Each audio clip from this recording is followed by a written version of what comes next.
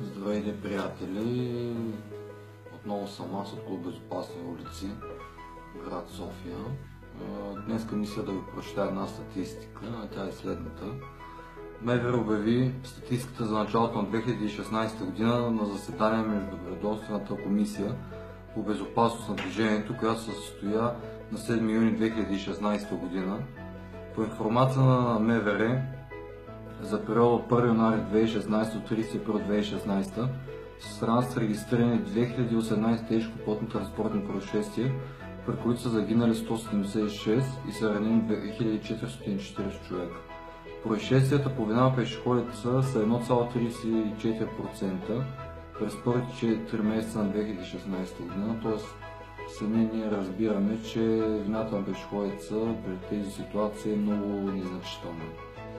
От вида пътно-транспортно происшествие, блъскане на пешеходец, през първите 4 месеца на 2016 година са настъпили 558 тежко пътно-транспортни происшествия от общия брой тежко пътно-транспортни происшествия с 35 загинали и 540 ранени пешеходци. Това са пътно-транспортни происшествия, при които травматизмът се дължи на конфликтността между пешеходното и автомобилното движение, на подценяването на ситуацията на ниското ниво на транспортна култура и дисциплина, както на пешеходците, така и на водачите и други. Това е нещо, което бях споменал още в едно интервю на няколко телевизии и нещо, което го споменавам от предните видеоклипове, които правиме. В резултат на тежкото пътно-транспортно происшествие през първите 4 месеца на 2016 година са загинали 10 и са били ранени 268 деца. По вид на участък на пътно-транспортно происшествие, травматизмът сред подрастващите е разпределен както следва. Пътници 6 загинали, 137 ранени, като за 2015 година 3 са загинали, 99 ранени. Пешеходци 2 загинали, 96 ранени, като за 2015 година 2 загинали, 113 ранени. Водачи 2 загинали, 35 ранени, като за 2015 година 1 загинал и 24 ранени. Броят на загиналите деца пътници съставлява 60% от всички загинали деца през отчетния период на 2016 година, а броят на ранените деца пътници 51,12% от всички ранени деца през отчетния период на годината. Основната причина, водеща до настъпването на пътно-транспортно происшествие поради вина на водачите, е за първите 4 месеца за 2016 година, е несъобразена и превишена скорост, неправилни маневри, неправилно движение назад, неспазване на дистанция, навлизане на срещото движение и естествено употреба на алкохол. И тук мога да вметна вмешателство на наркотици и алкохол, т.е. ако си има водач си позволи да вземе наркотици и ги смеси с алкохол, тогава става, как да се изразя, манджа с грозде. Освен, че е опасен за себе си, опасен и за останалите хора на движение или участници за движение. Разпределението на пътно-транспортно происшествие по място. На населените места през първите 4 месеца 2016 година са настъпили 1407 от происшествията с 84 загинали и 1600 ранени.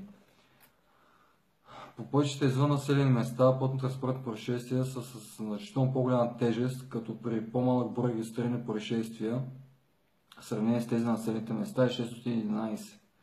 Броят на загиналите 92, броят на ранените обаче е много по-малък, 840.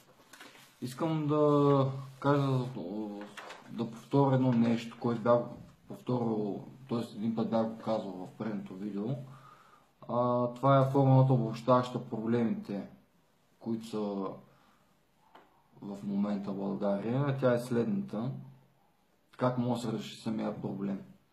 Това е превенция плюс квалификация на шофьорите плюс контрол, който включва санкции, наказания, събираемост на глобите плюс полезна и правна инфраструктура, което е равно на висока култура на участниците в движението от страна на водачи на МПС и на пешеходци, и което следва, че ще има малко пътно-транспортни происшествия, малко загинали, малко ранени.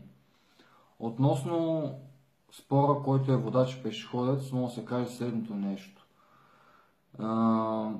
Водач или пешеходец, ние се обявяваме за спазване на правилата от всички участници, налагане на строги наказания, ако нарушат.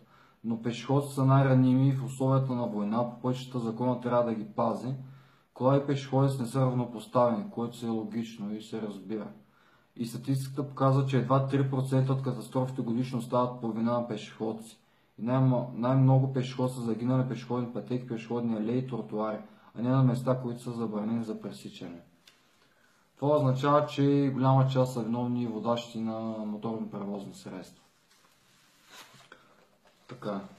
Ами това е, което исках да кажа. Надявам се да ви е харесало видеото. Ако ви харесва видеото, продължайте да ги гледате видеята и бъдещите видеа, които ще бъдат.